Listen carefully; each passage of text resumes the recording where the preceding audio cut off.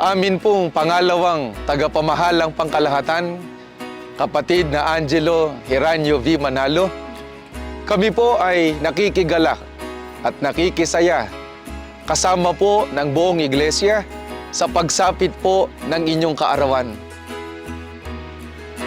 Dalangin po namin na patuloy na ipagkaloob sa inyo ng ating Ama ang pinakamabuting kalusugan at karunungan sa inyo pong pagtulong sa ating tagapamahalang pangkalahatan sa paghahatid sa Iglesia tungo sa kanyang kaligtasan.